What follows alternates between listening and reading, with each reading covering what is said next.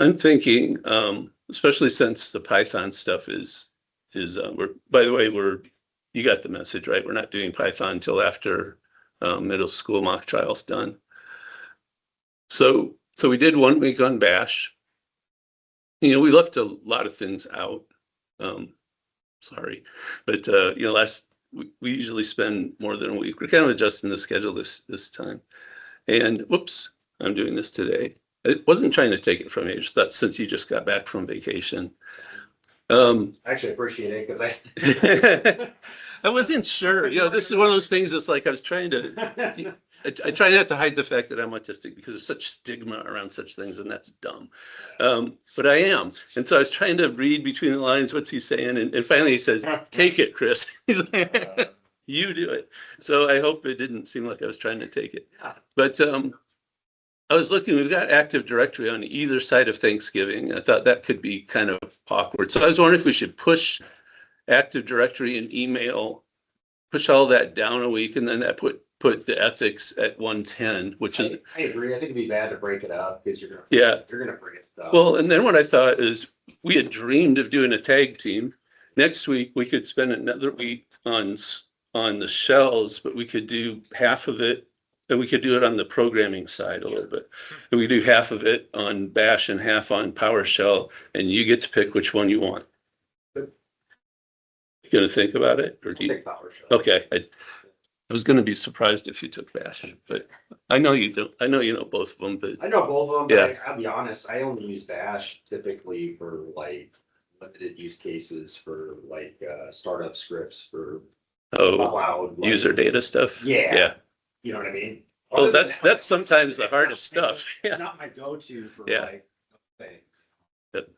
Okay, so I'll make that adjustment on the calendar later. And it's got to be reassuring to the students that we actually have a calendar. I'm not sure if I shared this out, but maybe it should be on the wiki. Or that website, right? Yeah. CDC 20. Yeah, we could. Yeah, and then we could just share this link. I kind of like that if we kind of put most of the core stuff out there. Yeah. Then the parents can have access to it and then anything else. Agree. Wait, what was the password for Windows test van? Oh, I was going to put that in there. It's and I didn't in our notes that you haven't seen yet. Sorry. It's I want to put it up here, so let me do that. Mute yourself. Oh no, this is. They have to get into School 14, and I did redact that part of the video. But Axel would be so proud of me. Whoa, I guess so. It's this one.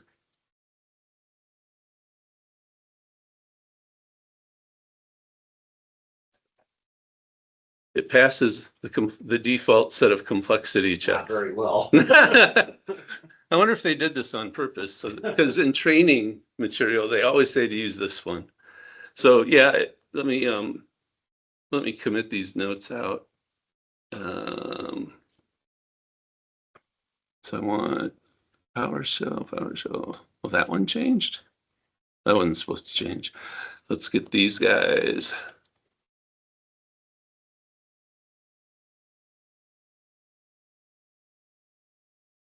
Let's unstage this one because I don't know what's going on with it. So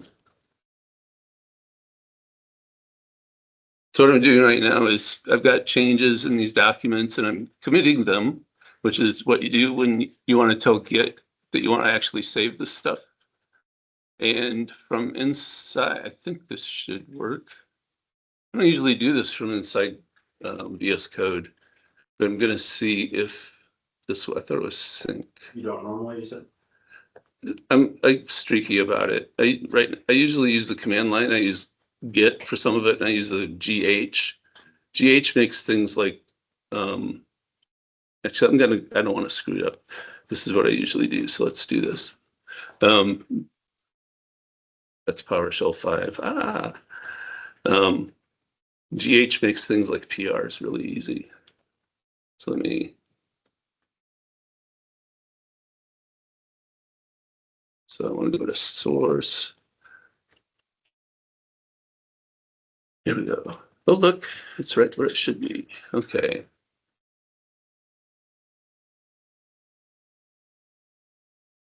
So I'm one ahead and just,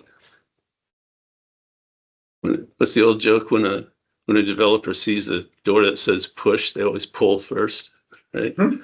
That's a good one. Is Haddon? Maybe outside? Haddon's not coming. Not coming. Sorry. It's Oxel? Oxel's not coming. No? Oh, yeah, that's right. He's gone for, yeah. Yeah, two. So this is, you can do this from this GH client. You can get fancy about it. Get PR create, fills it with your commit notes, and boom, that's it, you're done. I think you can approve them, but I don't know how to like force approve. Yeah, I'm working on it.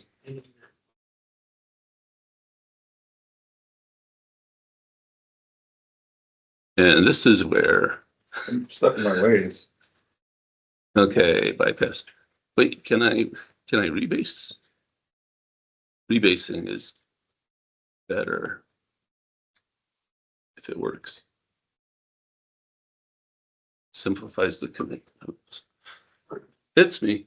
Oh, it's you. I just, yeah.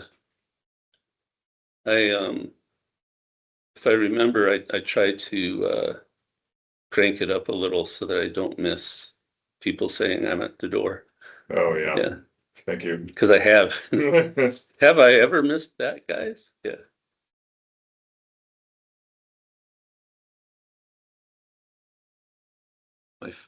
I see I have a notification from my favorite physicist. I do have a favorite physicist, favorite living physicist, who's got a new post on Patreon.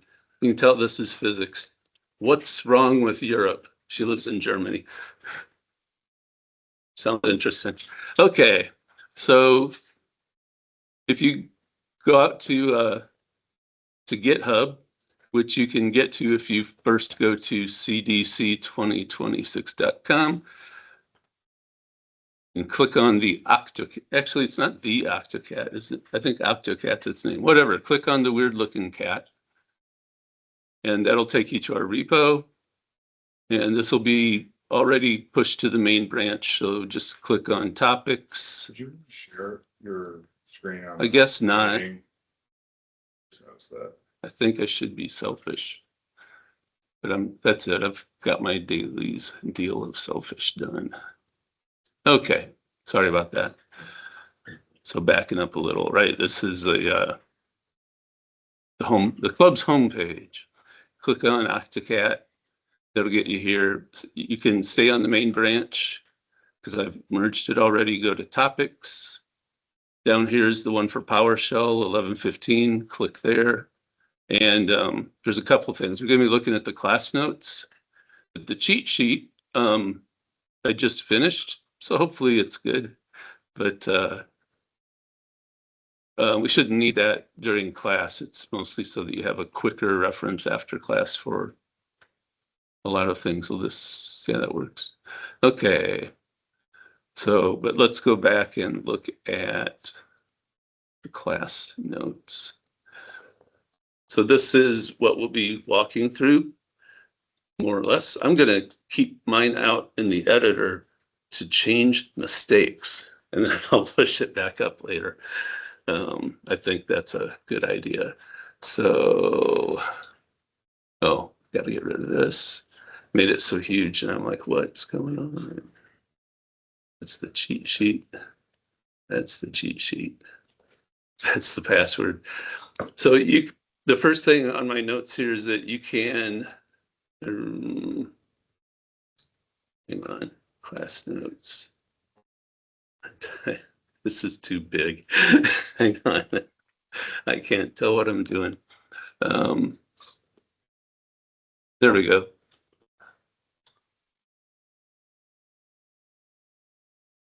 For this week, you can, if you're running Windows, you can just use your own computer. If you want, you can instead, you can use Icerink, and log on to one of those Windows servers. And then I'll put this in here, the password equals Right. Then this is, I don't know about those Windows servers. We'll see. If we can, there's 2 versions of PowerShell, and if we can, I'd like everybody to be running version 7. If we can't do that, I'll do everything in version 5, assuming it all works. All right. Oh, they do. All right. So what I want you to do is click on your start button or whatever you have on your version of Windows. And this is important. Type Our Windows or the VM? whichever one you're using. Sorry. So your Windows is the one you're using.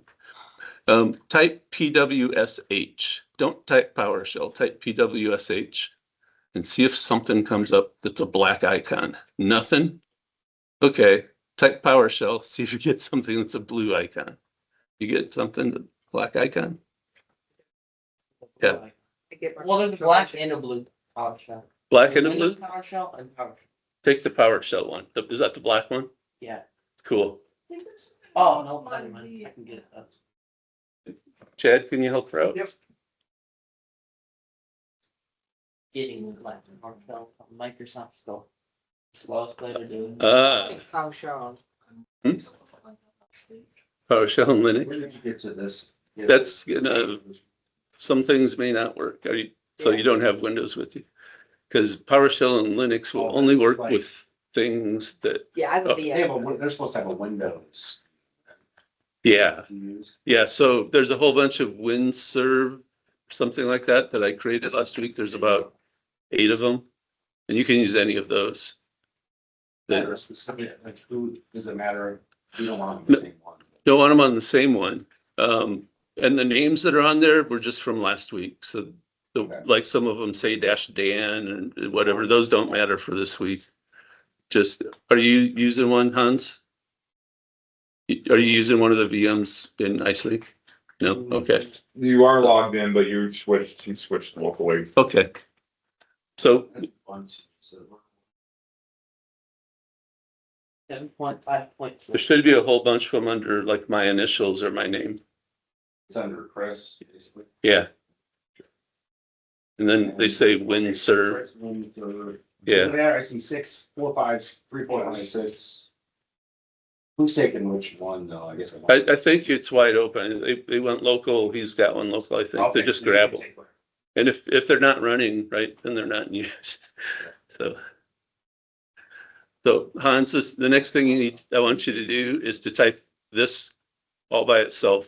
It's not a command, and remember, tab is your friend. Even it's always your friend in these shells. So it's $PS version table, which is a mouthful, but you can type $PSV and hit tab.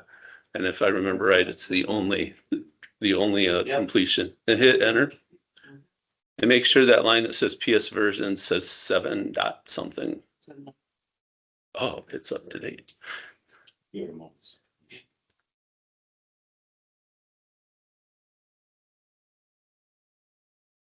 Cool. We've lost Isaac. Oh, okay. Oh, I just went to the bathroom. Is that all? Sure he's not lost. It's 5. What? On my new work computer. Oh. Baby. I don't use it. Oh, What's you new? couldn't go into I the end up room. doing it. So Naomi, let me know when you got Windows up and actually, can you just help her get PowerShell running? I'm having them run PS version table to, See the versions. yeah, Oh, that's exact kind of, you know, what else would you yeah. do, right? Just type it You have to log in with the. Yeah. Digital ticket there. Just go to Microsoft Store and get it. That's what I did. Oh, I've got, yeah, okay. Oh, yeah. That's- Then get it from online. I'm not too concerned. I'm not keep with things. And now that password that you had up on the screen. I will Oops. put the notes here so you can see it a little better. Is that a capital P? Capital P @ lowercase ss. Everything else is lowercase, and that's a 0. Access to 0. SSW0D. Just a letter. P. P. That's not. I think we're trying to like not announce the full thing. I don't know. 0. This is, I mean, when they give us machines for the competition, they all have well-known, the passwords are all CDC if they have passwords, except for some distributions, they leave them at like either root or there's some distribution, I can't remember what, that sometimes is tour, which is root spelled backwards, which I suppose was just a great security idea. I don't know why. I don't remember which one it is, but you know, it's always like one of 3. So I mean, having You it, have to remember yeah. when you're setting this stuff up, but it's always the first, you know, task, one of the first tasks you put on your board. So it doesn't really matter. okay. Even that class 14 password, we've been using, or school 14. I can't remember how long we've been using school 14. We've never changed. I don't know how to change the password. First time I asked them, hey, what, I went back, said, so which account, we need an account for Ice Rink. And said, well, were you using it last year? I'm like, yeah. I said, so it's the same. They don't want to support with.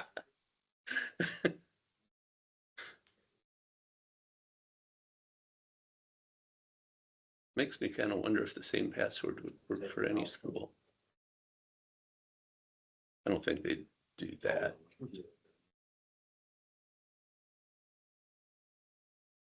So competition, like during competition, just I guess you don't know how to change it, so never mind. Well, in competition, it's different because you log in with individual user accounts Okay. and you have a sign up phase where the first person to sign up from your team sets up a team and you mark it as looking for members. And then the rest of the team signs up and joins that team. Are you gonna want them, Chris, in the IDE or No, you don't want them? no. Okay. It'd be a great idea for you to show them next week. I just don't use it. You don't use, okay. Yeah, Got it's on me. No, it's fine. I just want to make sure you want them actually in the command prompt. Yep. Our IDE is called Tab. I didn't even think about that. PowerShell's installed on this VM, and it's not responding to PWSH. Oh, so it's just I think it's Windows PowerShell? Yeah, Okay, they're gonna be okay. I think so. We'll figure out if there's stuff that doesn't work. What's the difference? Yeah, Chris is good Did you question. get there or? I wasn't going to talk about it Okay. too much, but I was going to mention just a little bit. So PowerShell 5 is the terminal, the final release of the original series of PowerShell that was a Windows only shell. And it's the one that's installed on every version of Windows, kind of like whatever version of Python, you know, that's in, there's always some old version of Python lurking around in Linux. Although they are starting to use supported versions now, which is nice. But it's kind of the system PowerShell. So that's the one that install scripts and admin things know will be there. It's kind of like a POSIX. I don't know. It's analogous to having a POSIX shell in Linux. So you know your script will work if it runs on that PowerShell. PowerShell 6 and then 7, I think there was a 6, is more cross-platform friendly. So it's the one that runs on Mac, I think you said, and it'll run on Linux. Although it's interesting, you have to install the .NET Core, right? I get it. Same on Mac. Yeah. So it's the open source .NET Core and all that, but then it works. It's more cross-platform. There are certain Yeah. nuance things you have to take into account. With operating systems, depending on what you're doing. Yeah. Sure. For the most part, it's pretty interoperable. And we've written services on it's in our eject column, I think, on our tech radar. We got experiment, adopt, maintain, and eject. I'm pretty sure .NET Core is eject. Like when you, next time you touch it, don't, get rid of this. So, that's probably proprietary information. I think, I don't know, SQL Server might, does it use that? SQL Server on Linux is very fast. I mean, I didn't know they had it. yeah, nobody does, right? But anywho, so that's the difference in those versions. So we'll see if everything runs on 5. I'll run my stuff in 5. That was the litmus test. Like, do I get to run version 7 or do I run version 5? So we'll do version 5. And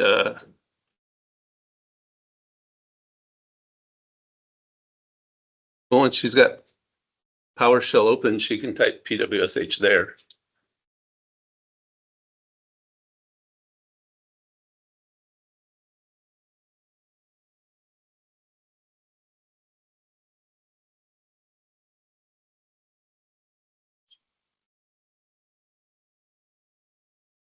Five or 7. 5. Cool. Fine. So the thing about PowerShell compared to Bash, there's several things we'll talk about in a minute. One of the first things you might notice is that it's more verbose. In this case, this would have been make dir PowerShell playground, right? And you can actually do this in PowerShell because there's a helper function called make dir. And so I would suggest to do that. And so what you want to do instead of what they have here, that is the official way to do this. And I'll talk about why in a sec. Let me find my PowerShell 5. I don't have open.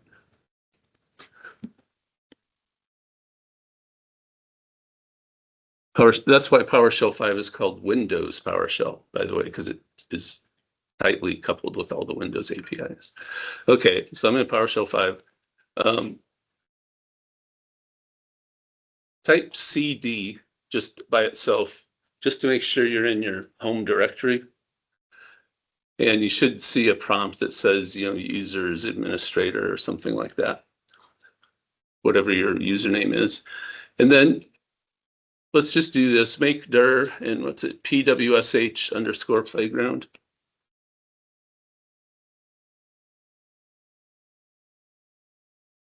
And one thing you notice right away is different from Bash is that you get some output that looks meaningful, right? It's telling me something. When you make a directory hey John, are you curious about this? You can come in if you want. Okay. This is okay. All right. So in Bash, if you do something like this, you get an error code, which we'll talk about probably next week. And you do get an error code here that will say it's successful, but it also outputs this. And in Bash, you didn't get anything. And this will get to something we'll probably jump around in the notes because I'm going to talk as things pop up.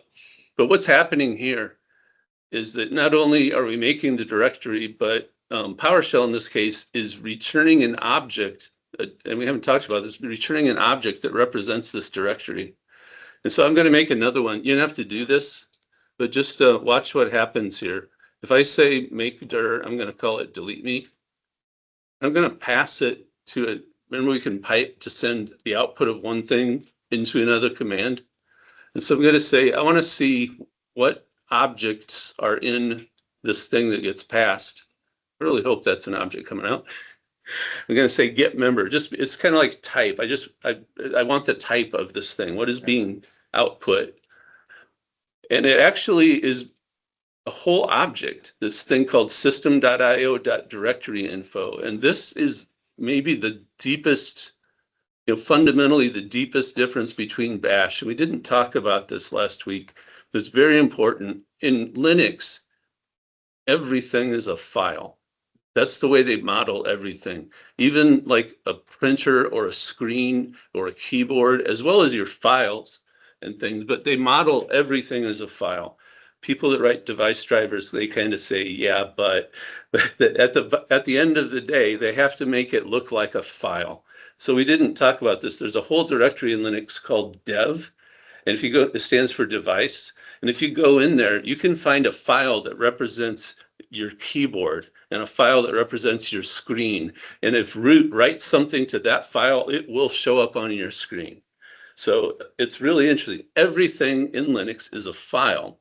And so that's kind of why when you're dealing with bash, everything comes out as text, because text and files go together, right? Well, in Windows, things tend to be more of objects. There are these components that talk to each other and they pass these complex data structures back and forth. And this system.io.directory info is from the where's the base of it? It's in C#, but is it the Win32? I don't know. It's one of the core Windows APIs, programming interfaces. And when it prints this information, all it's doing is saying make dir, it made the directory, and then it returned this object that tells me everything about this directory. You didn't tell me what to do with that object. So I just gave it, I just printed it. It's like a default behavior. I just showed you a little bit of information about it because you didn't say anything else to do with it. But if you wanted to, you could get any of these properties about this thing. Like you could ask, is it a parent path? A directory is a parent. Or you could ask for its parent path, I'm sorry, which is the parent of the directory. You could ask if it's a container. Directories are containers, they can hold other things, right? All of these things, I think if you ask to string, you'll get a string. You could get its path, the PS provider, everything's an object in PowerShell. This provider would be the file system, right? Because it's a file system object. So if I do another one here, and I'll say,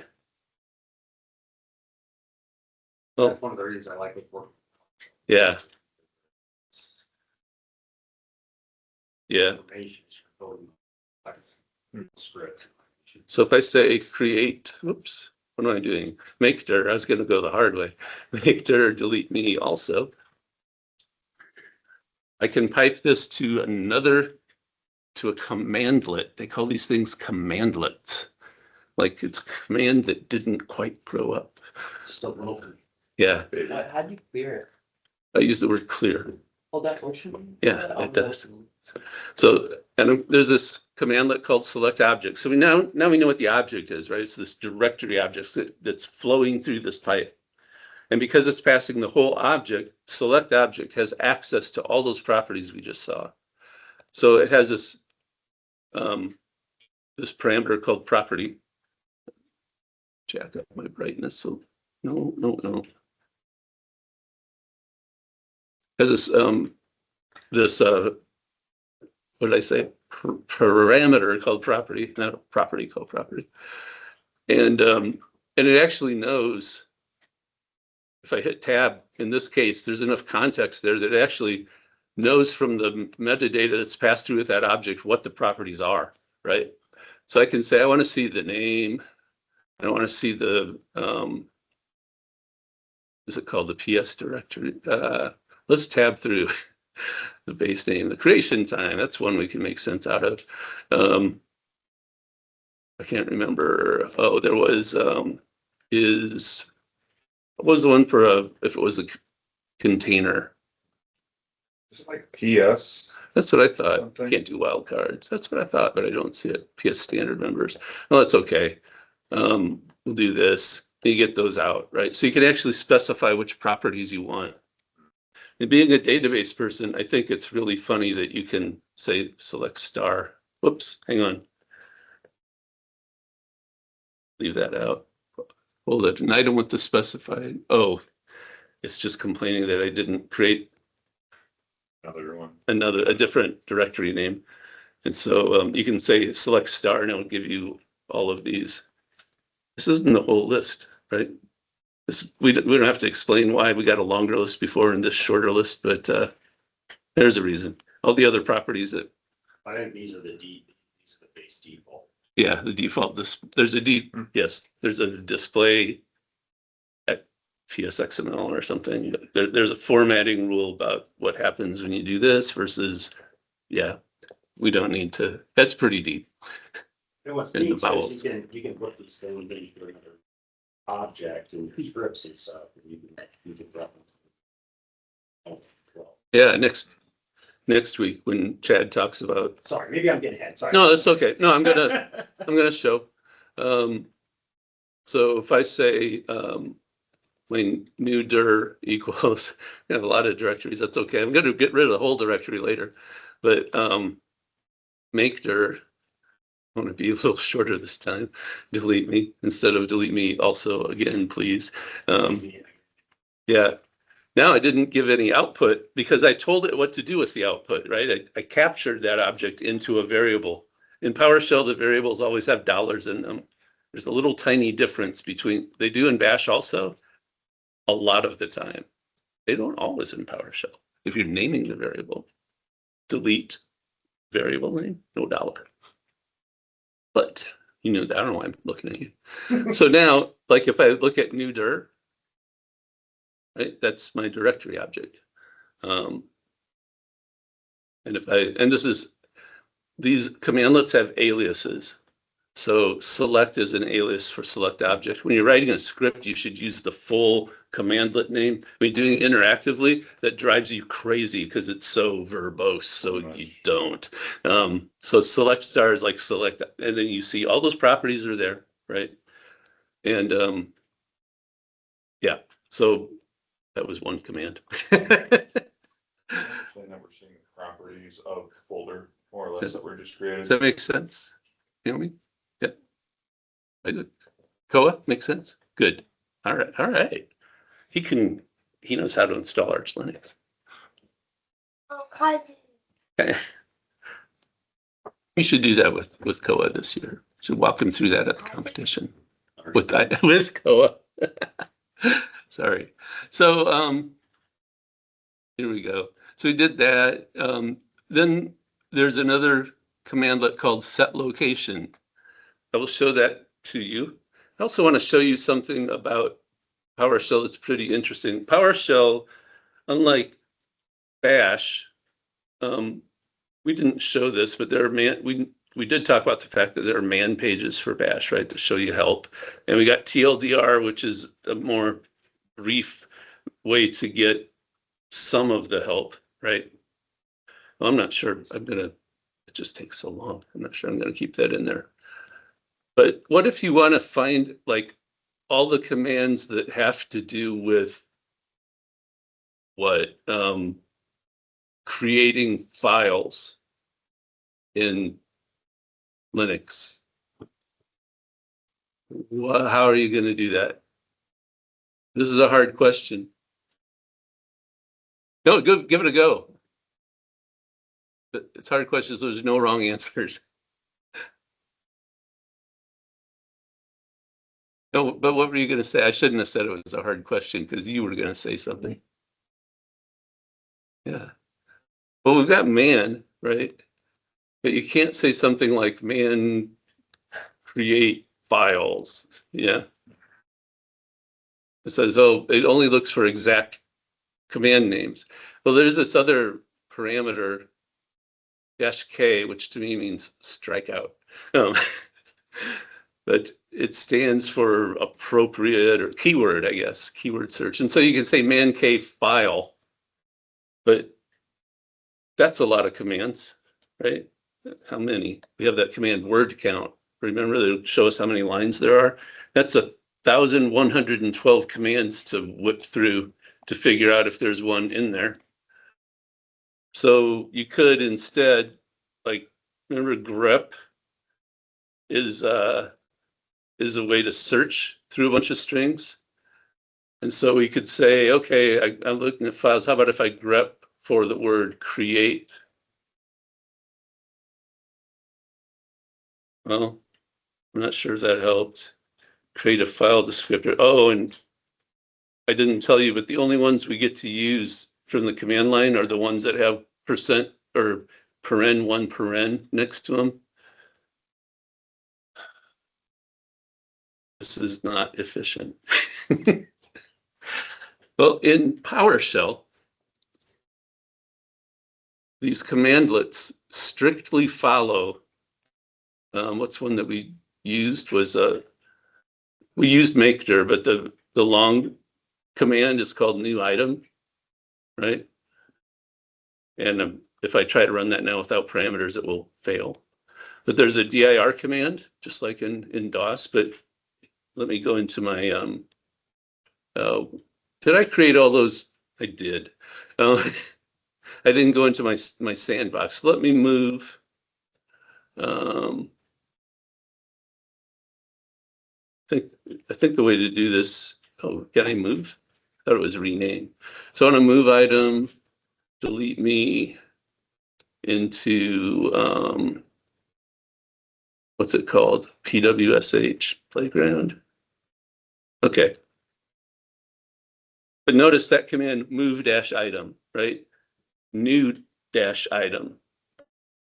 The dir is an alias, and it's an alias for something called get dash child item.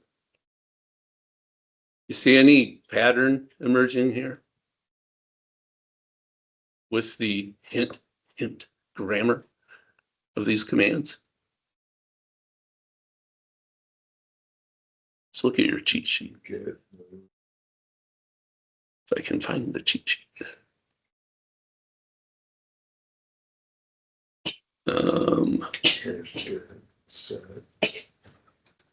Here we go.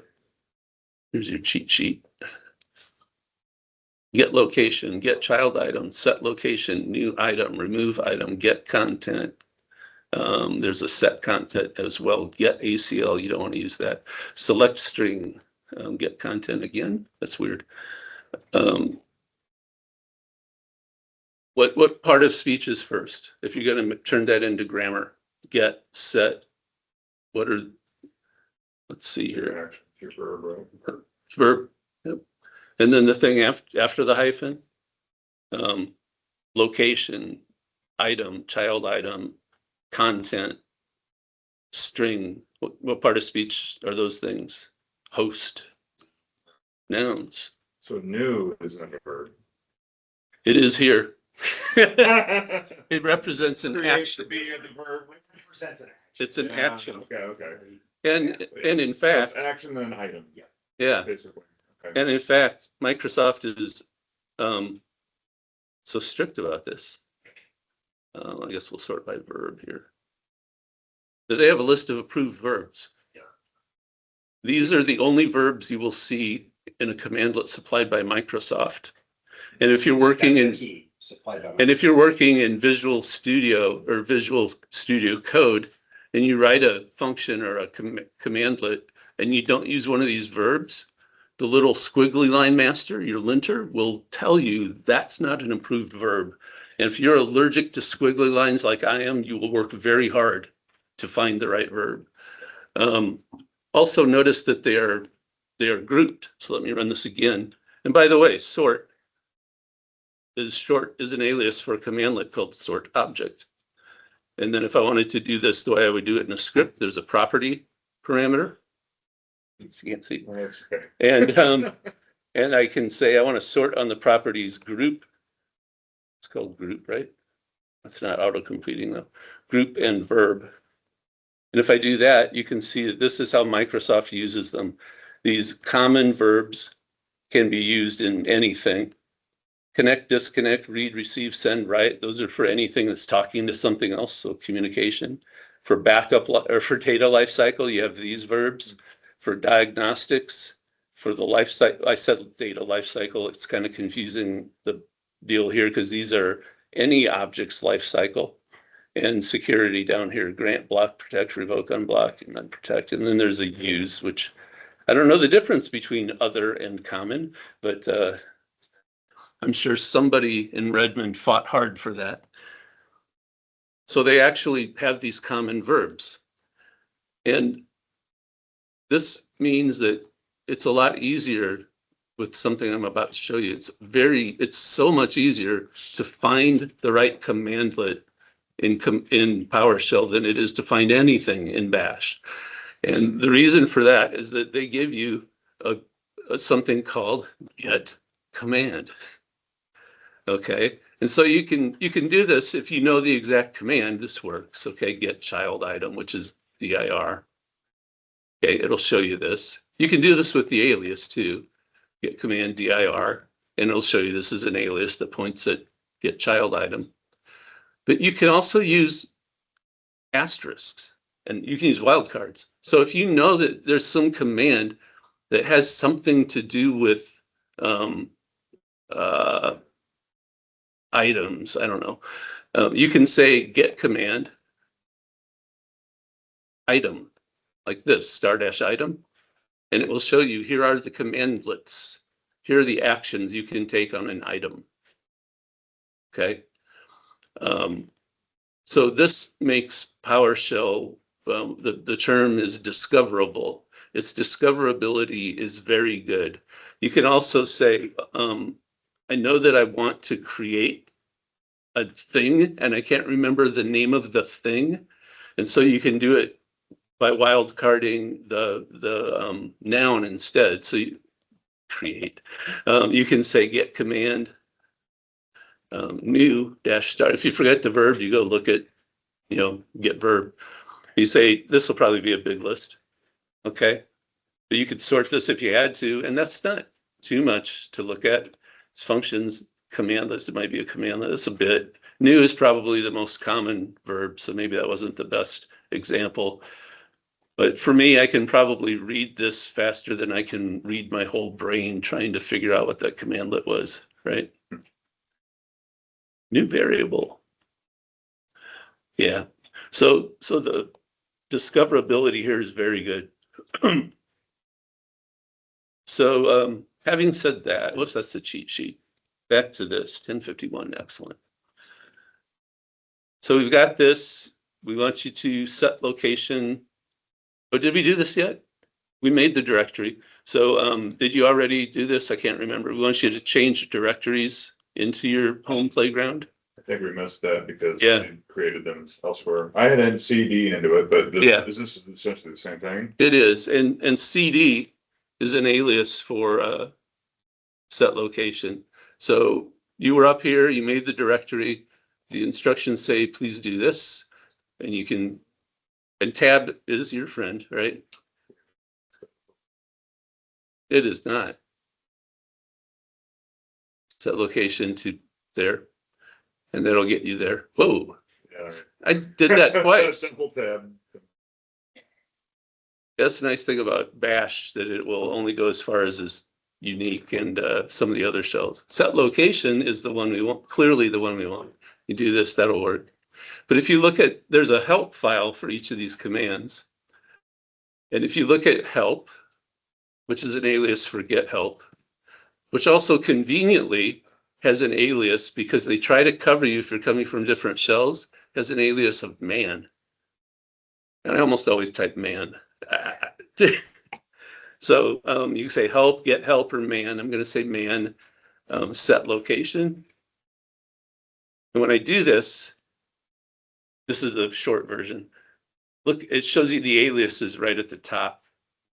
So SL is kind of the PowerShell alias, set location, SL.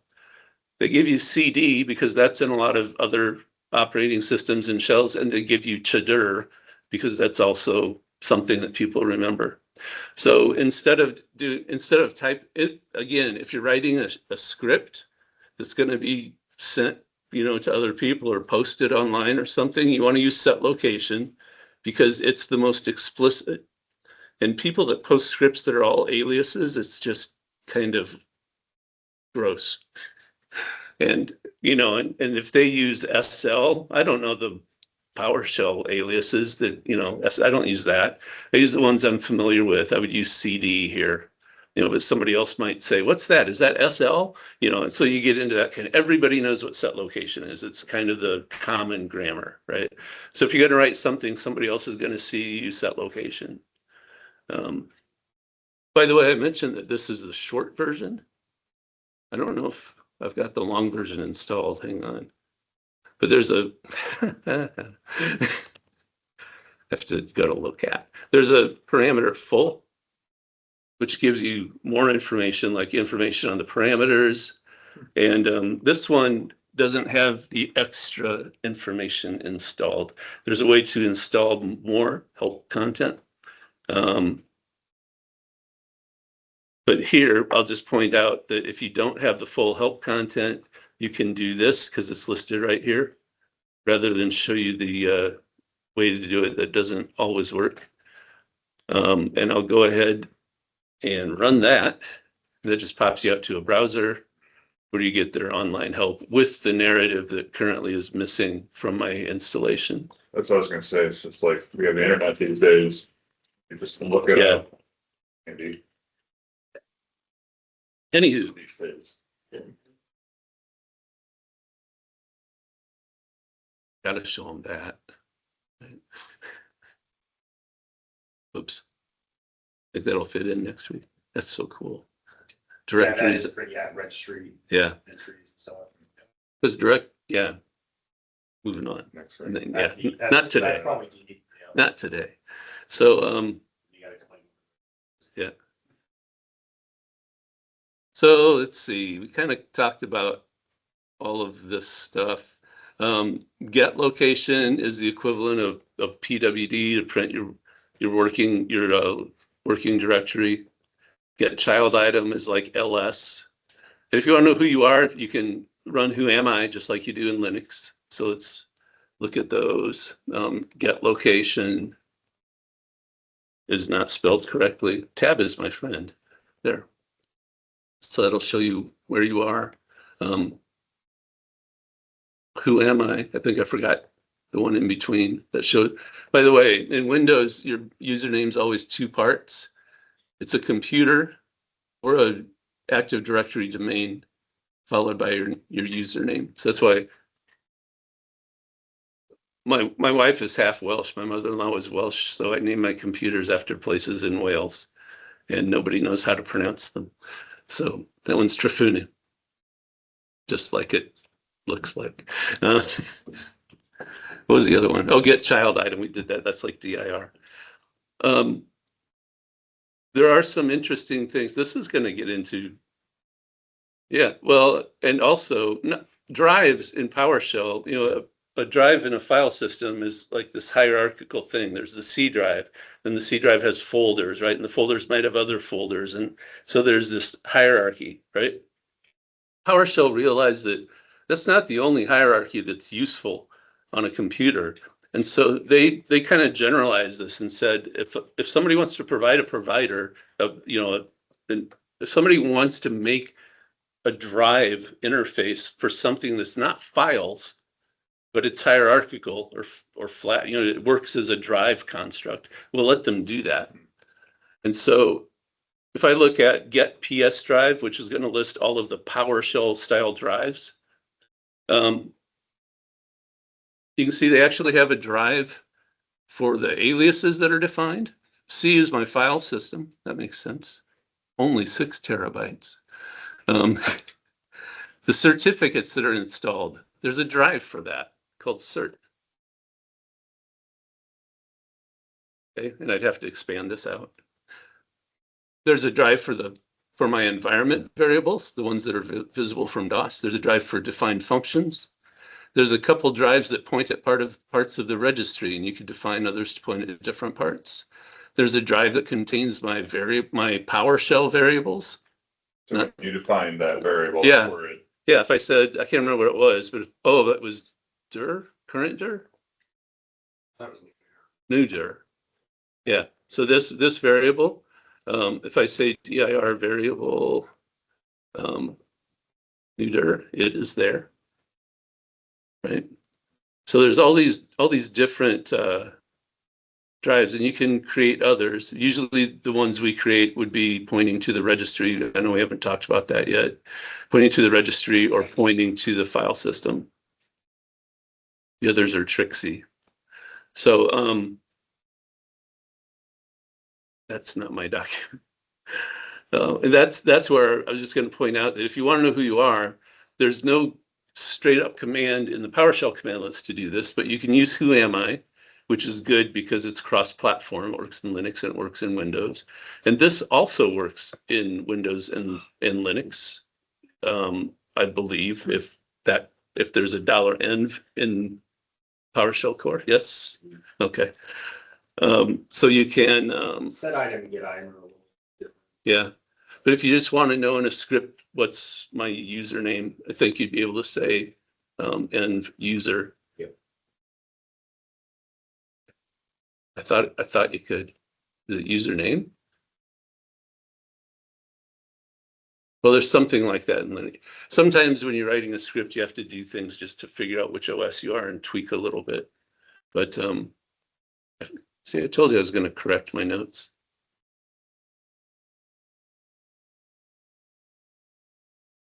So we're going to skip the mini challenges because we're doing plenty. So so the file system. Yeah. So file system, the way to make a new almost anything in PowerShell is new item. And when I say that, I'm going to come out here. If I say new item, I put in a dash, meaning I'm going to do a parameter. Tab will cycle through the parameters. Path, I want to get to the item type, and I'm going to leave a space. And now tab will cycle through my options. So I can make a file, a directory, a symbolic link, a junction, which is a kind of link also, a hard link, which is a kind of link. So, oh, is that it? I thought I could make a few other things. But so all of these things I can create with this one command. So if I want to make a new file, the additional parameters are path, which I'm in my playground, so I can say I want to make something called new file.txt, right? And I don't know if I have to say anything else for a file. That's probably enough. I don't think I want to do anything else with it. Could I give it attributes? No, that's later. So I do that. I get a file. It's an empty file, length is 0. And what's it mean that it showed this? Students? Why did it show this information?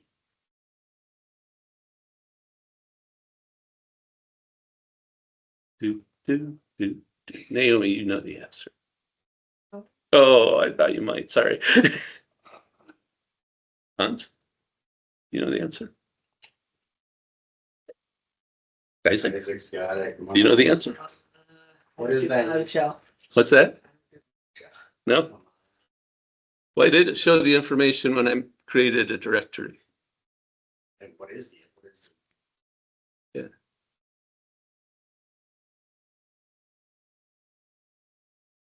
Go away. Starts with L. Yeah. Opt. I think of the default output or the Object. object, thank you. Yep. Yeah, So- It's always turned object. that's right. Yeah. So if you're not sure why something is there, remember you have this get member. And get member of what? It's a member of an object, but everything in PowerShell is an object. Even a string is a string object. So if I say get member, oh, wait. Now it's telling me I can't do this. Yeah. It'll show you that this is the directory was system.io.directory info. This is system.io.file info. It's weird that I'm using these for create commands. It's not typical. But it's a way to validate, I guess, that it works. You would usually just probably pipe that output to null and look at the return code. But yeah, you can see all these properties are part of what a file info object has. More typical way to use those object properties, though, would be if you're saying, if you get dir of something. Notice I've got 3 directories and 2 files here, even though they're empty. And if I type dir, which is a alias for get child item. I just, right, I get that. But if I type that to get member, which my fingers are falling off when I type get member, its alias is GM. This is interesting because I don't get one, I get two classes out. Because I've got files up here and I have directories. So I'm asking get member what would come out of that command. What kinds of things do you see? And it says, well, I see directory info and I see file info, right? And so it's just telling me what, what types, what classes really of objects it's seeing and what those things can do. And so when I cleared it, but when I created that file, it showed me it showed me the file information because I didn't tell it to do anything with the object that it returned, right? So it just printed some of the information as its default behavior. So that's that. Keeping up okay? Are you multitasking? You're quick. Okay. Are you keeping up okay? Any questions so far? It's new. It's very different than Bash. Here I summarize some of the differences now that we've been here. We got commandlets, new word for the day. They all follow verb noun names. And this should be true even if somebody else makes a commandlet. If somebody hands you a commandlet and it doesn't follow this pattern, hand it back to them and tell them, go study PowerShell for 30 minutes and then come back. This should not, even if they don't use an improved verb, it should follow the verb noun syntax. That's just like, that's not even PowerShell 101, that's PowerShell 1. PowerShell returns objects like we just saw, not plain text.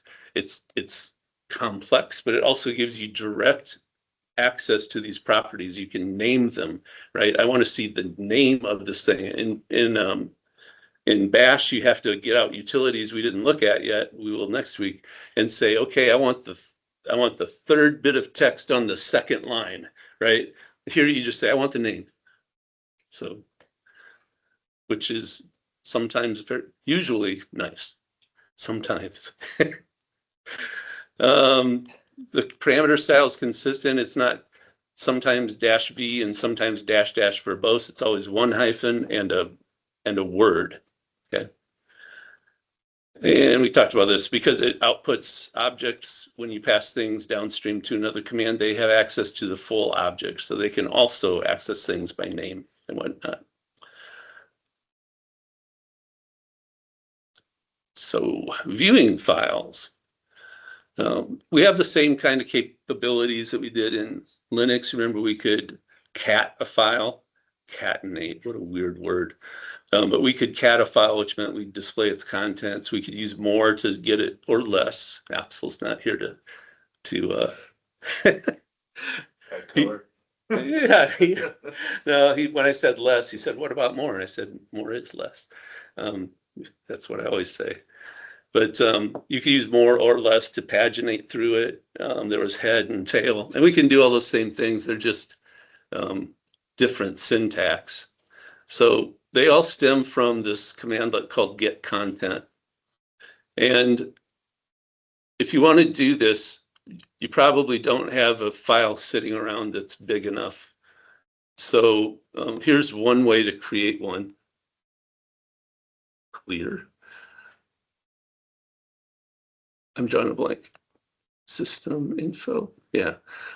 So you can take system info and then PowerShell is the same kind of redirection operators that Bash does. So you can use a single greater than sign and pipe it to like system info.txt.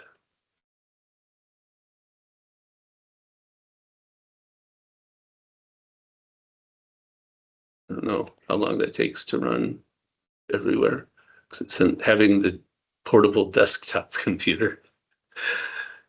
And for me, that got what, 98? I don't know, how big is that? Let's see, type. Get kind. You know where type comes from? That's the DOS command, isn't it? So I'm going to type cat, get content system. Okay, so that's okay. That's longer. That's a little bit longer than a page. That'll work. So if you want to see this file, just want to see its content, use get content. Isn't PowerShell easy? Verb, noun. Of course, it's a loaded phrase. If I say, if you want to see its content, use get content. If I would say something like, if you want to see what's in it, use get what's in it. It doesn't work. But you could set up an alias. So get content shows you this. If you want to see it, one page at a time, Windows has a more command. Is that right? I think it's a Windows command. Hang on. I'm going to use get command to look for more. Oh, it's a function. So that's a PowerShell thing. But you can type more and give the name of this systeminfo.txt, and it will give you a little more prompt at the bottom. Get you the very exciting screen and a half of content. But get content, let me pull up its man page by using the get help command. Get content has some useful parameters for us. Where are the useful ones? Well, there's tail. I'll show you different. I'm going to use tail, but I'll show you a different one. Wait, we want to see this one. I didn't see. Are there aliases for last? I want to see that one. And because it's consistent, you can use first. Okay, forget that. I'm looking for head or first. I just don't see it. Pretty sure it's got to be in there someplace. Very exciting demo of the help system. I think I'm just going too fast. But you can, oops. Okay. So you get content on system info. And if you, by the way, this is just, when you just give the file name, it's sort of defaulting to this parameter called path, which is, what do you want to see? There is a parameter for that. But if you just want to see some of it, you can say, I want to see the first 10. And you get this. And if you just want to see the end of it, you can say, I want to see the last 10 or whatever, and you get that. And one of the cool things, you can do this with tail in Linux. We didn't talk about this. What's the parameter? Tail-L? Can't remember. But you can make either tail in bash or this command monitor a log file and show you the new content as it comes up. -F. Yeah, and the way you do that here is just say wait, and that means it's going to show you the end. Remember, notice it hasn't gone back to the command prompt. And if I open another PowerShell version 7, I'm going to live large here.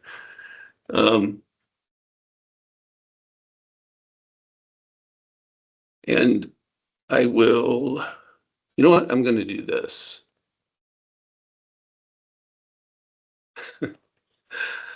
Hello world.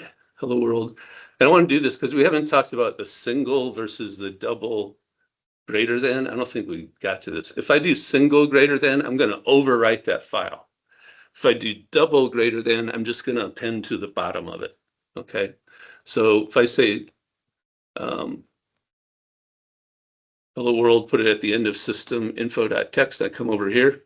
That's nice. That is, I have the wrong system. I have the wrong encoding. One of these is Unicode and one of them isn't. So here's what we'll do instead. This should work. That's funny. Presumably whatever process would be, oh, I didn't want that. Whatever process would be writing to the file would be the same process that created it in the first place, so that wouldn't happen. Let's try it in here. and I'm gonna save it. And let's do it this way. Bring it up in. I must have already saved it. Bye, nice. Keep it friendly here. Save. Oh, come on. Still have it open. Yeah. Well, VS Code, but it got this bit. Now your tail is your weights. Yeah. Are you on the right tab? System info. No, VS Code is nasty about holding locks sometimes, but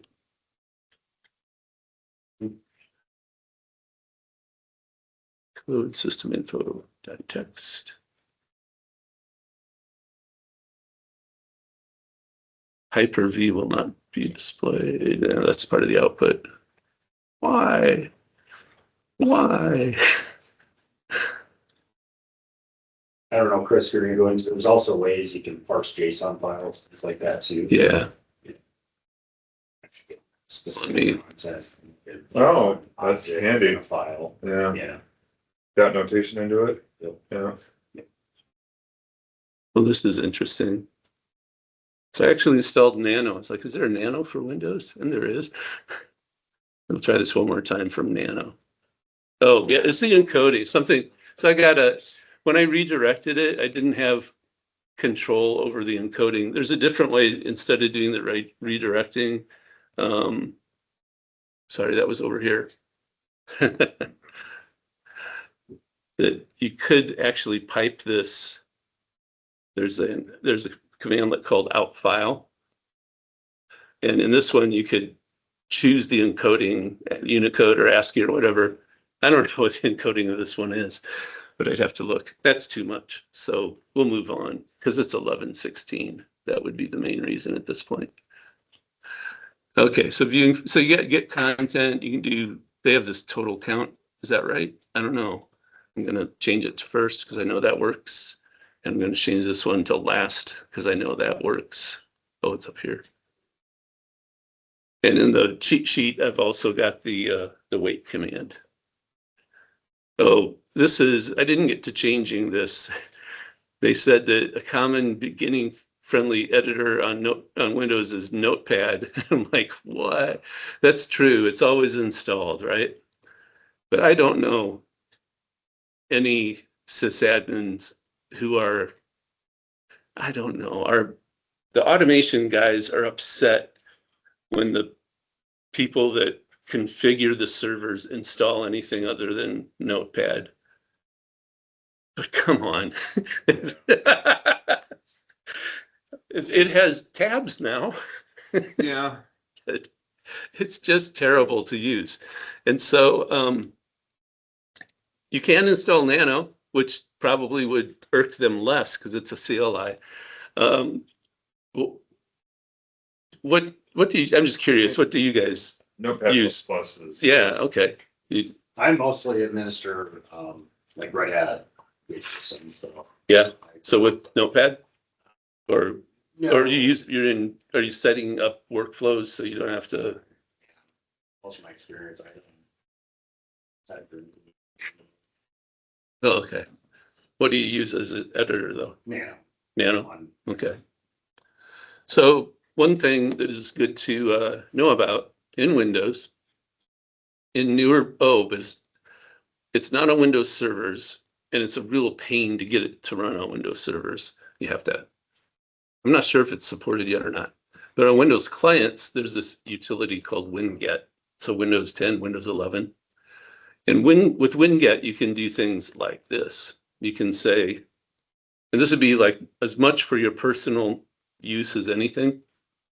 You can say WinGet search Nano. And it has its own repositories out there. And Nano's didn't get too many hits. So I asked Copilot, which one do I install? Because this kind of scared me. New Nano is like, and would you really install the new project one? And so I said, well, which one should I install? And it said, well, this one might be out of date, but Nano for Windows is maintained. So I installed this one. And to install from Winget, you just say Winget install. But then you need this information here. And Winget uses double dashes, you know, from the ANSI committee of every tool uses different styles of parameters. It's -- ID. And then you want what's in the ID column.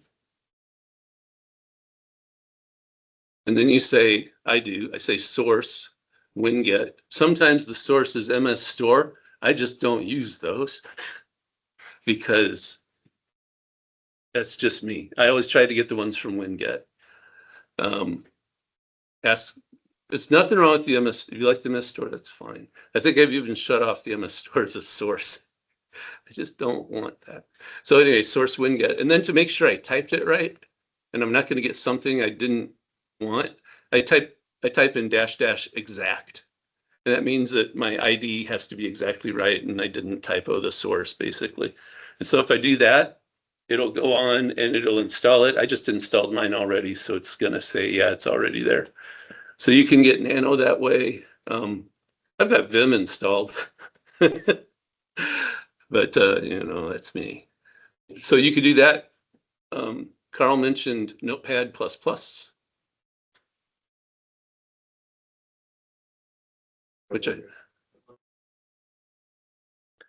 And if you see one that's got a name like this, Notepad++, .notepad++, or, you know, product.product, where they're both the same, that's probably the right one.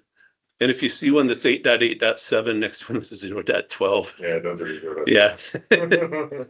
But almost all, if they got their product name in this way, they own the product. So for that one, if you wanted that, you would do the same thing, except you would just change the ID to Notepad++, .notepad++. And Notepad++ is quite popular. I've got that installed too.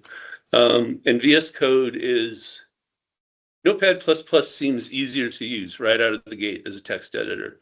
VS Code is insanely popular, but also insanely flexible. And so, you know, take that for what it's worth. Yeah, Notepad++ just looks like this, and you can just start typing in it, but it has, well, that's small. It's got a lot of good features. You can run math. Yeah. And it has plugins, like, so if there's something it doesn't do that you want it to do, you can go and download some things for that specific behavior. Gosh. So anyway, don't want to leave you with just Notepad. That's the idea. So VS Code, Notepad++. If you really like Nano, use Nano. If you use Nano, you'd be using the same thing in Linux and Windows, and maybe that is a good thing. In our production environments, though, we need servers. Right, It's all yeah. forced through. In this, we will. Yes, Yeah. we will. Yeah.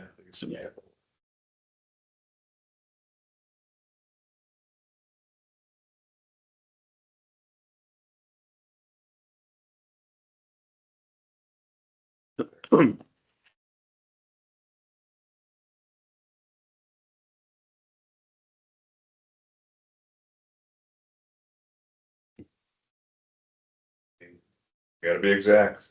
Did you get one installed, Amy? Do you want to install one of these editors, or if you're wondering, I think Notepad++ is probably a good bet for the install there, this one. See, it's not bad. I don't really use it anymore. No. The VS Code. Yeah, And then if I'm on a server, Nano, like if I have to edit a file or do something. yeah. But I'm thinking more focused, like when we set up Patton on VS Code, like it didn't occur the next week when he switched computers that it needed to be, yeah. There. Yeah. You're for an ease of use of install, basically is what you're saying. Yeah, and well, in that case, instead of saying Python, you know, the next time around we could say PyCharm, And if it doesn't launch, that'll be more obvious, and I don't know. So yeah, I don't know.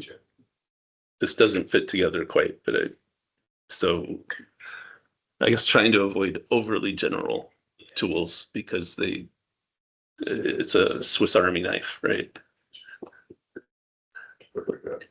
Yeah, I was actually just as we talked to it, I was trying to think of the last time I've used Notepad++.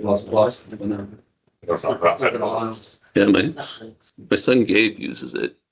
I don't know what Nick uses. Can you read it okay? Yep. Okay. There it is. There it is. Let me know when you're good to go, or if you have any problems that my man Chad can help you with. You're good for editors, I assume. I'm good, yeah. Yeah. Open. So what are you doing? I just fixed my video drivers and following along at the same time. Open. Yeah. You're just typing in a new file. What's this video? Full benefit in file. Think of this as no, but it's cooler. I don't know, Okay. That's fine. Think of it as nano, except more usable. Think of it as what do you usually edit papers in for school or whatever? I use Google Docs. Think of it as Google Docs, except it's running on your own laptop, so you don't need the internet for it, which will matter at competition. And No, it's like she's name's small. oh, she's on a server. Yeah. My bad, I forgot. Yeah. Sorry. You can use Notepad. I'm sorry, I forgot. Notepad, or she got the download, like, She has to download it from, yeah. Notepad's fine, yeah. but it's like I said, this is kind of for just so people know that there's an easy way on Windows 10 and 11. I've got it working on my Windows 2019 server, and I think they might have put it on a later Windows server, but the problem is that WinGet is what do you call it, modern? It's an MS Store product, and those don't run on Windows servers. So Same thing in Creative. Yeah, okay, probably mostly because they don't want some of those security perspectives and Yeah. just easily installed on. like So Quake. yes, yeah, It's kind of tends to be a vulnerability. that thing Chris was showing us earlier. Okay, Hit tab. So you need to pass a parameter to it. So do Control C. Okay, do it again. Don't do clear all the time. Hit tab. You need to Following get along code, you got your Windows server built out. Yeah. and Well. space. Your thousand line PowerShell. You think he has the money for it? So- what are you guys working on? I'm basically showing him the file that we created, the dump Okay, in Notepad++, and on the right in PowerShell, get Gotcha. content, just to make sure we're understanding we're at Gotcha. the same place. Yep. All right, so yeah, that's a good idea. I'll open up Notepad without the ++. And so once you have that, this gives you Rich. Who's Rich? President's pretty rich, but you can come in here and open it, and it will open up a normal Windows file dialog, a common dialog. File Explorer. Yeah. So this is my home directory, and it's called PWSH Playground. And there's my system info directory, or system info file, along with the very clever banter I put at the bottom.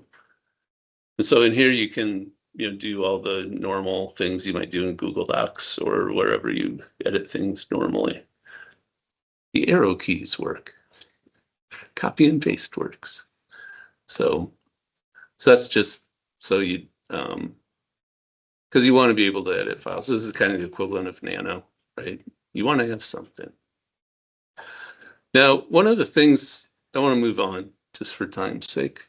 But one of the things that's maybe not easier in PowerShell than in Linux is looking at and controlling permissions. But the reason for this is the length, the extent to which we looked at permissions in Linux last week is just the simple permissions. You can do more with permissions in Linux, but everybody's mindset in Linux is basically that mode, that, you know, RWX is 9.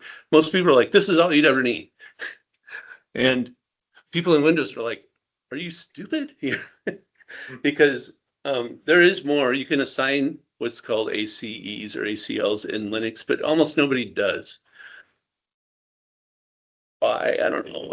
Probably the reason is that it doesn't show up in the LS output, and so they think it's obscure. I don't know. But in Windows, like if you go and look in File Explorer, here's one of the, yeah, and you can, of course, do all the stuff I'm doing. Here's just one of the folders that I put our videos in. And I'm going to right-click on it and choose Properties. Then I'm going to go to the Security tab. And this is tiny, I know, but this one says that the system has full control, and I have full control, and the administrators group has full control. That's not very interesting. But I can also, is this inherited? No. So I can also go in here and, you know, add, I don't know who else is on this machine. Hang on.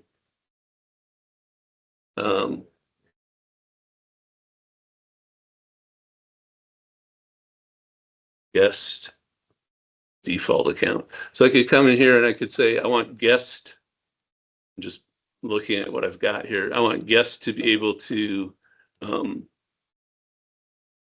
basically to be able to read this folder, right? And then there's something, these names, the names, I don't have very many users on this computer, but there's a default account apparently. So does that actually work? It does. And I can say that the default account has full control, and I can apply that. It is. We're not going to leave that there. And so now I've got 1, 2, 3, 4 users with their own permissions and 1 group. I could add more groups. Can I search here? Sorry. Net local groups. You don't need to know this thing that I'm doing. Whoops. How about power users? We'll just take that. Whoops.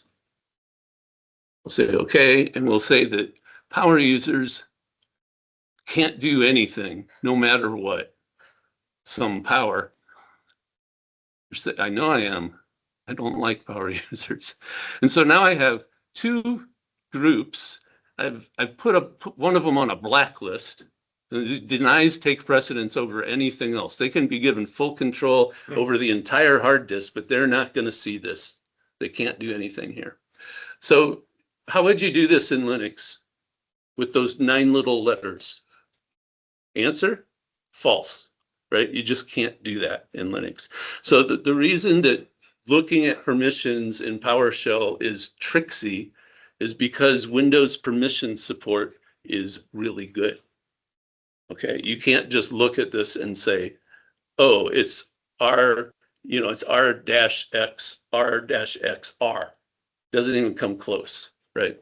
So one moment while I undo this. And I'll hit cancel for good measure. So there is a command to see these things directly. There's something called get ACL. I just need, oh, that's okay, it can be a directory. But frustratingly, get ACL shows you something like this, and it just kind of tails away. So you can say like get ACL, and there's format commands. And one of the very basic ones is format list. And that'll make it come out like this. And you can't actually see it here, right? This part's great to look at. So you can't actually see this. There are other ways to get at this, but if there's a lot of these, it's just not great. If I say get ACL for everything in this directory, I get that. And so I can't read this. I wonder if I said, there's another format thing. If I said format table, this sometimes works. This is already a table, okay? But tableau. If I say format table, it has this auto size thing.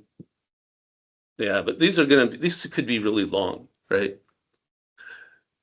So one way to see them all the time, and this is something I do not expect, I don't care at all if you look at that and say, yeah, I'm going to remember that, is that you can say get ACL for everything. And then you can say select object, and you could say the properties I want are, the property I want is path. I want to know what it's for. And then there's this thing that I don't expect. Whoops, I got a comma. That's why it's not working. There, I can expand a property. Why is that not? I put the comma back. Expand the property called access. And if I do that, I'll get something out like this. So, but that's also, right? This is a little bit much. So, and then the other thing about this is get ACL. There's another thing called set ACL. But to set the ACL, say on delete me, I have to retrieve an ACL is the access control list. Did I not say that? It's comprised of ACEs, access control entries. Access control entries are little factoids about what can or can't be done. So an ACE would be like administrators have full control. That's a factoid, right? So that's an ACE, an access control entry. The access control list is the entire set of factoids for an object for security. So to set the ACL for delete me, to set its ACE, so to set all of its security, the whole thing, I have to read the whole thing, edit it, and then put it all back. And that's just scary to me. What if I goof up what was already there, right? So I want you to know these commands exist, but except for maybe getting it in certain circumstances because you get the object back. That's a good thing. I'd use the Windows commands, okay? And they are, whoops, I don't know where my, iCackles is one of them. So if I say, show me this, it just comes right out and it gives you straight up, you have to learn how to read these. And I've forgotten. Let's see. I don't know if this will work. It's an old command. There we go. So I noticed an OI, which means it's inheriting from its parent. So it doesn't have its own permissions. It's just underneath the directory and it's taking the permissions from that. So there's quite a few. F was full access. I saw that up there too. There's a lot of help. But at any rate, this will give you the permissions in a very compact form. But the other thing you can do, and I want to look at the cheat sheet for this, so I don't want to mess this up, is you remember in in Linux there was the chmod to change the mode. The mode is those 9 letters, right? And instead of, you can say like chmod 700 or something and you just set the whole thing. But you have to be careful, right? You have to know exactly what you want it to be. But you can also say chmod like O plus R. And O means other, so it's that last 3 for the whole world. And plus R means add the read permission. And so you're not going to muck up what's there. You're leaving it alone. You're just adding the read position or the read permission for the world. Well, you can do that with iCackles. Did I get this in here yet? So for iCackles, you can say the word grant or remove, and then you can name a user or a group, and then you can give a permission. And so you can say like iCackles grant to guest, grant guest read or something like that, and then name the file. So that's, So instead of the downloading it all, updating it and saving it. yeah. This is your shortcut. Yeah, the way to do it with set ACL, you can look it up, but until you know you can do it, don't do it. I don't like using set ACL. I really don't. It's pretty rare too. Yeah. I mean, I've used it to repair permissions, but I've usually downloaded a script and vetted it. I haven't written my own. It is, and it's rare. Yeah, because permissions are one of those things you set and you do it wrong. Yeah. You get in a world of hurt. But the other thing you can do is do what I did, is go out here, fix it in the dialogue, right? Yeah. But you have to do it at scale or something. Yeah. In the competition, they may well give like full access to guest or something like that. So in Windows, you have these inheritable permissions that we talked about. And so if you go into security, there's an advanced button, and that brings up this thing, which is a little more comprehensive. And you can say that you want to replace all child objects with inheritable permissions from this. So you can just fix this one and click that button, and it'll go all the way down the tree. The only thing you have to be careful of there is that that's what you actually want to happen. Once it's done. Yeah. Like you don't want to do this, for example, to the directory with the Windows apps, the MS Store apps. If you touch the permissions in that app, in that directory, you'll break all your Windows Store apps. Not that I've done that, but I have done it on Windows Server I was trying to hack getting WinGet to work. Anywho, back to this. So it's tricky, but it's because Windows permissions are rich, very feature rich, and 99 times out of 106, I didn't like 99 out of 100, but I was stuck. You're gonna use Windows Explorer to set permissions, probably. Okay.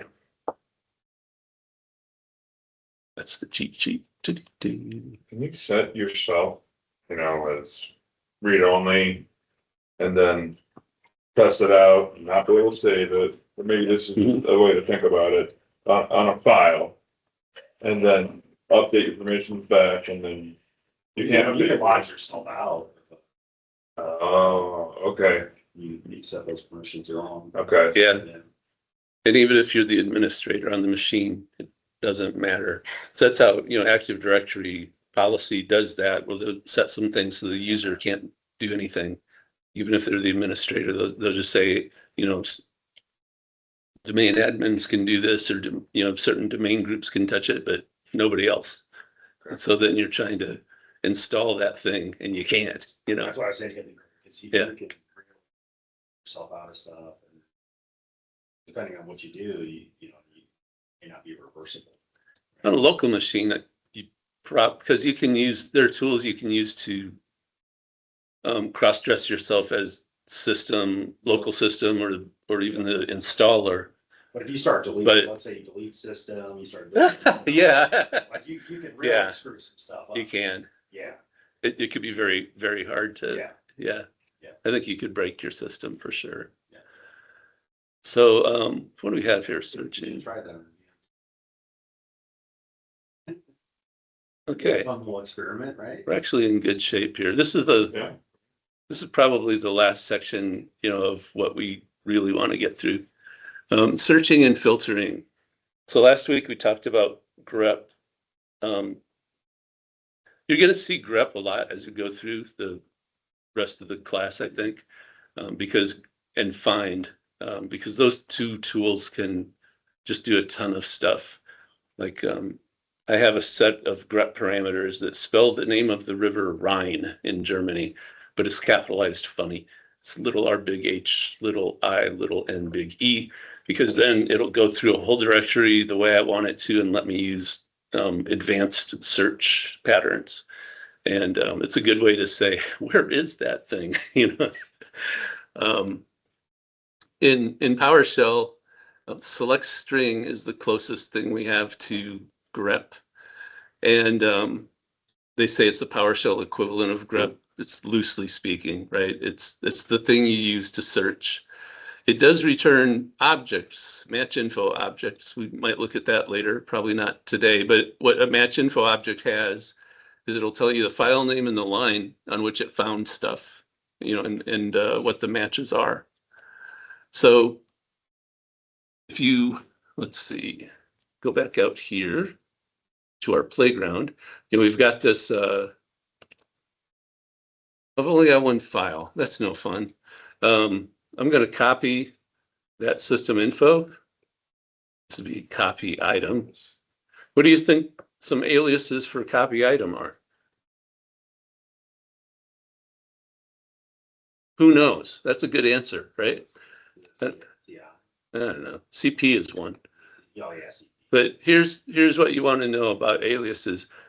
Go into help, right? Get help or man, which is my bad habit, sorry. And near the top of the help, it'll always tell you the aliases. CPI, CP. That's the PowerShell one. They actually have copy should always be CP, item is I. And if they have an alias that isn't compliant, I think SLS, select string, has a non-compliant alias, and they point it out that its alias should really be this, but we're using this because XYZ. So you can use CP, but it's easy to find the aliases. You just look at the top of the help file. If you want to see the whole help file, remember you'd use -full because this doesn't explain very much, right? Or you go to the web using whatever the URL is down here that they tell you. Okay, so I'm going to say that I want to copy systeminfo.txt to systeminfo, whatever, systeminfo-02.txt. I always feel dumb when I push -02 because I didn't call the first one -01, did I? And now I'm going to use Notepad to edit the second one, using tab as my friend to type it quickly. And someplace in the middle here, I'm going to add a line that says the quick brown fox. I don't think fox or quick are going to be in the text anywhere. And then someplace else, I'm going to add some spaces, and I'm going to say, jumped over the lazy dog. And then down here, in honor of Bill Murray, not sure what I think about him, but he is a Cubs fan. I'll put sir, because then in one of his movies, the quick brown fox jumped over to the lazy dog, sir. Stripes, I think. Anyway, so I've put some other information, put some other text in this file. So if you're playing along, that's the thing to do. If not, we can search for things that are already here, like the word Ethernet, for example. So hang on a second. Yeah. Does that work?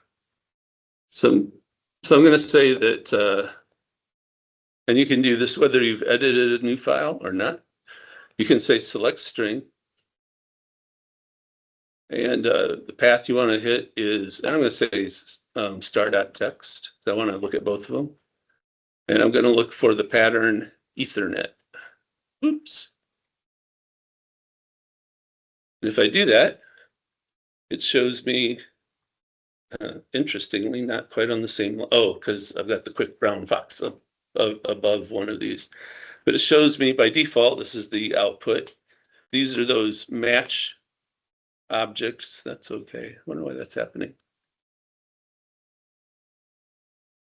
Reset my zoom too. There we go. Did you have that weight object? No, ever since it has something to do with cloud storage, having files off, sparse file storage, started last week. I'll figure it out later. It's like your home drives now to cloud storage. But so here you can see we get 3 hits, 1 in each file. They are identical. They don't line up because the file names are different lengths, right? And there are parameters where you can say that you just want to list the files that have the matches. Is this Yeah, just dash list. And so that'll just show you the first match in each file. So the different parameters where you can control what the output looks like. But if we put something in here, whoops, like quick, which I was clever enough to add to one of these files. So it'll just find the one, right?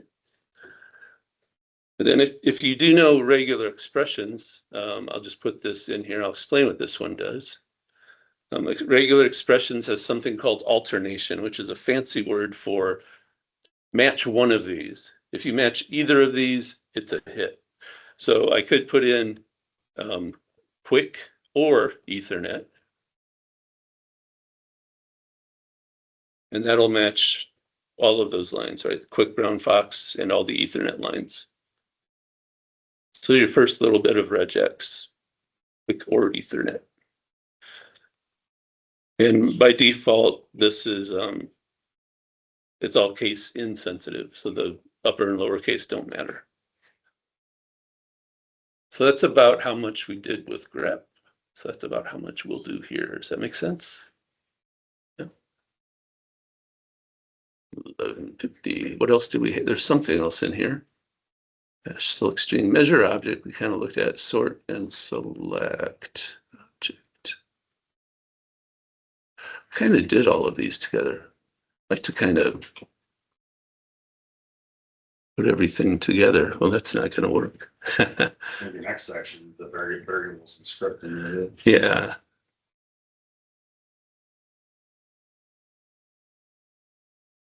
I mean, we could look at this. I think it's interesting. Well, we haven't looked at hosts in Linux yet. So Test pad. what's that? Test pad. Test. Test pad. Oh. Test pad to see if the Yeah. file exists. Well, that's a good all by itself, right? Yep.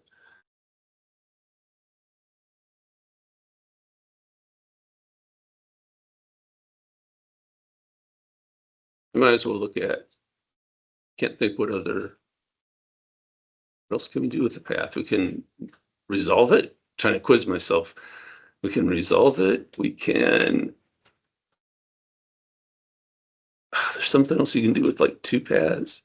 We can split it. I don't know. Join, resolve, split, test, and convert. Anyway, so test path is useful if you want to know if a path already exists, and the path can be a directory or a file. So if I say test path,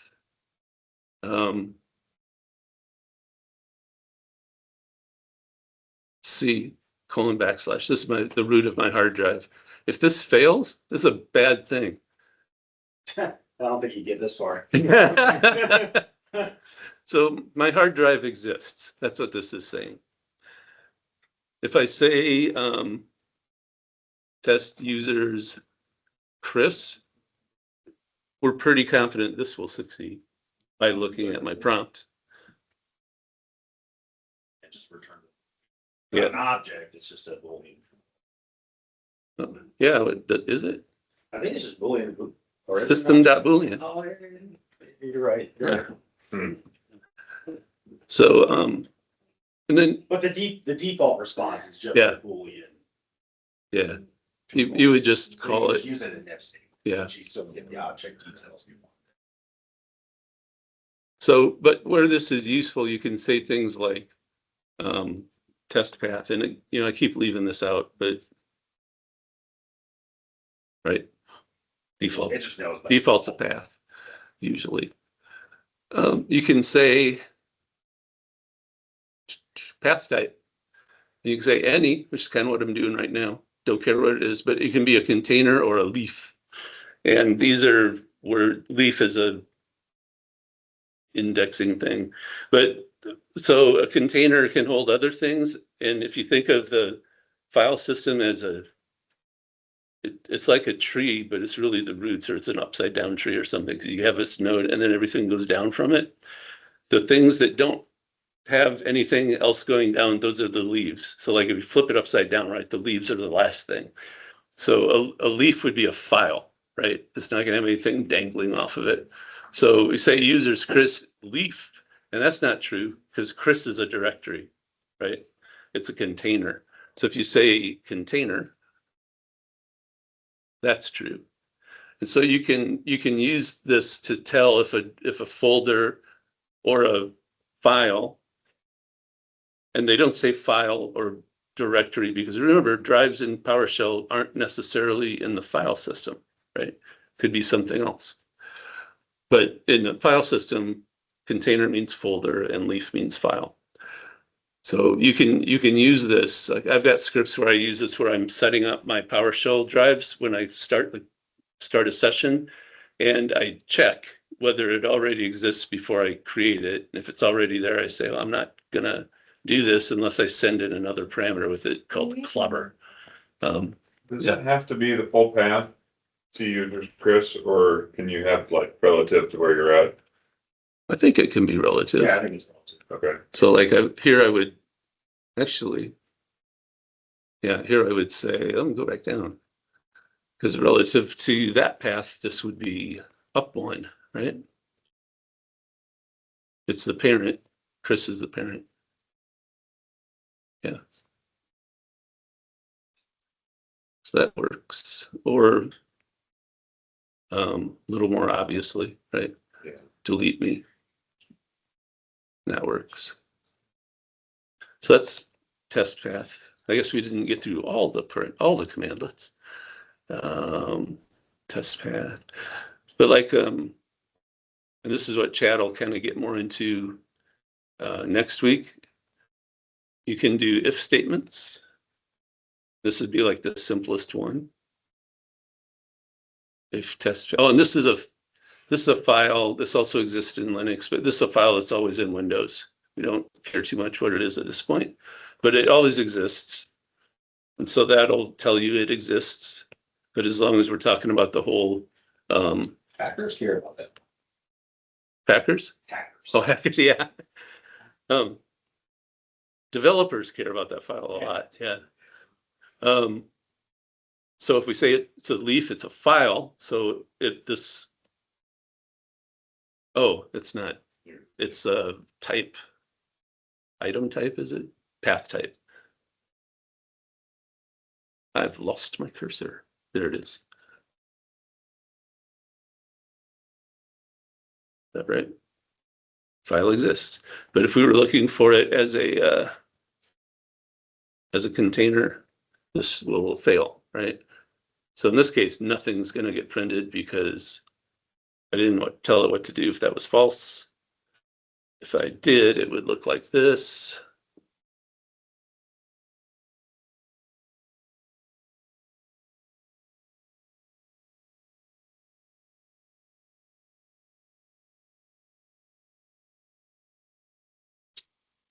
Right error or right warning.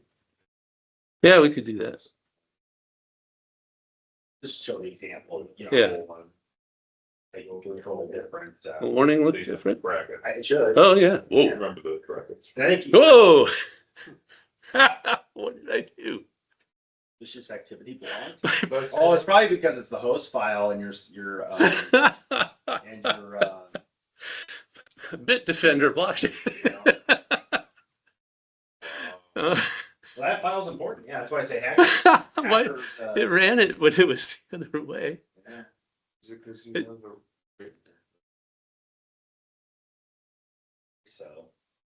So it's fine until I go to post the warning. Maybe, I wonder what happens if I change the warning to, Output. whoa, Yeah, That's- that's what I was on. Well, it shouldn't block right warning. What does warning do? Well, you can control the output yeah. on the console for whoever's running it. Yeah, it's Okay. It's a different file stream. Yeah. And in PowerShell, there are a lot of file streams. There's not just 0, 1, and 2. They have one for info and one, there's a warning stream. It's not just input, output, error. So they have a separate info. It's like standard out, standard error. Yeah. Vaguely. What's it? I can't think. But the right output failed too. I can't find about pester.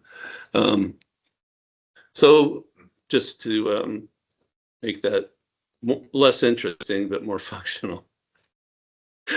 I've never had that happen. That's pretty cool. Yeah, that is kind of weird. Um,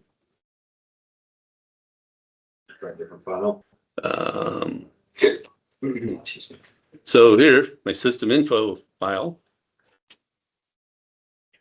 Now what Oh, because it's not a container. Yeah. And what do you do right? yeah, let's do that. I was going to say, when I said write warning, I got out all this red text. My first response was, whoa, warning looks like that. I didn't mind. No, There we yeah, go. There we go. That's warning. So you see the difference, and you can actually, I think you can control the color and all sorts of stuff there too. What's info look like? Oh, there's not a write info. Oh, info is probably just the same as like write. There's a write error, right? Boink. Yeah, And you there- can construct a exception and send that to write error. Or you can do try catch and just raise one, construct one and raise one. Yep. And Chad will cover absolutely all of it. I can't, I mean, whatever. Yeah, whatever. Well, we should, yeah, just split the time down the middle. And maybe we'll just meet today. Just Yeah. get an idea of Sure. what we want. Okay. But I think it's noon. We're done. Because we always end exactly on time. What are you laughing about? I think that was the first. I've been doing this for what, I don't know. How old's a ninth grader? 14. 15, 14? 15, 14. So I've been doing this for 18 years. This is the first time I've ever ended up. No, so that's it. You can stick around if you have any questions or anything. I'm game. Wife's out of town, so Questions or even feedback. or if you want, yeah, if you want to do anything, Python questions, Bash questions, relationship questions. I don't know if we have. I don't know Yeah, if we we're gonna have Well, I didn't say answers. I do think some more like try to do this, Mhm. like pause what we've just like, we've learned this content and here's like do this locally and we'll check everybody. fast. Yeah, Okay. maybe that would be, because I think that's what I was trying to do with like, you created this file, you installed Notepad++, let's see this thing and from multiple perspectives, just to make sure we're grokking it. Yep. Some more walkthrough examples of kind of what we did today, but more in depth. Is that kind of what you're saying? Or? More hands-on, so less material probably, so we can let it breathe more. That's the goal, right? Do we want to, because we kind of covered the basics, but next week, do we want to take it more into a little bit of kind of scripting too?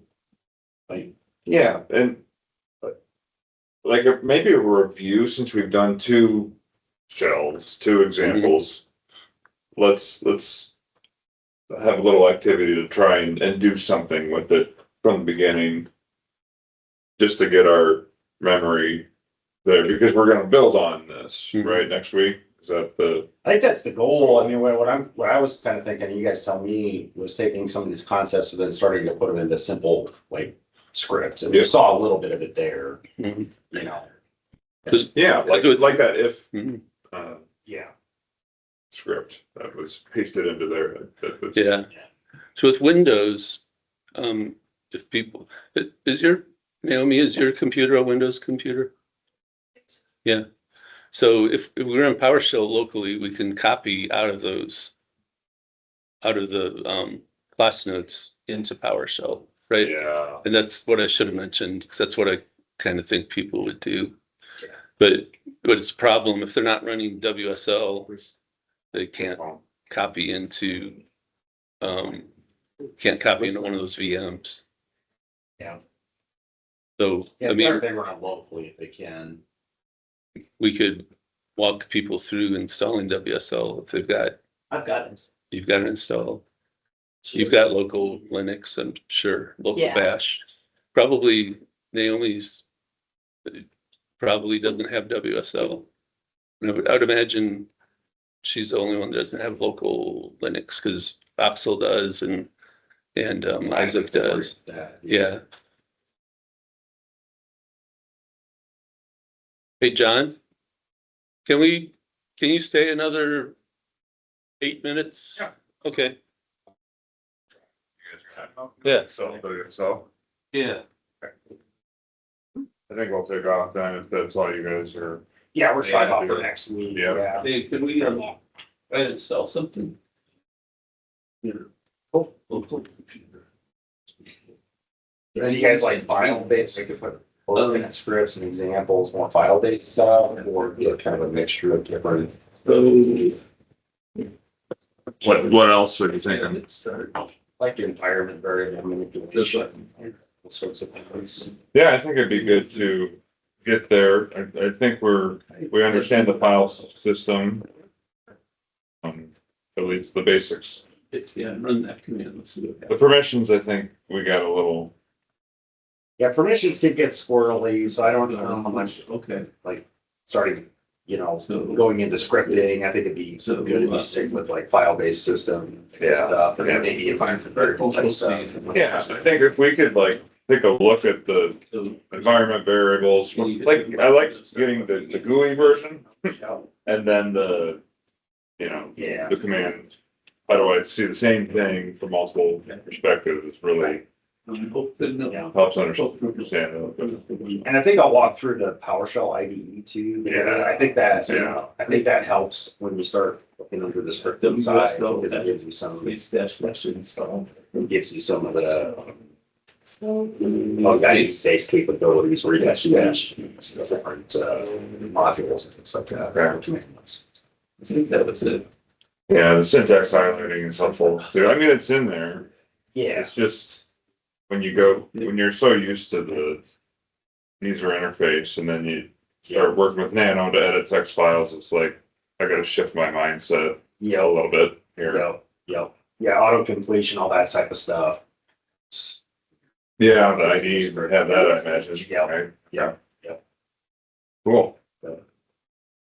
All right. And do you do much work with PowerShell then? No. We have I mean, I can like read it, but I'm not building in it. Like, we have CICD stuff that uses some PowerShell scripts, but we have somebody who does that for us. It's really nice. I used to have to like do some of that. I'm like, oh, I gotta figure this out on top of my code. Okay. I was just trying to get a. No, I'm happy to Yeah. to get the tour Okay. and try and revisit it. So. Yeah, that sounds good.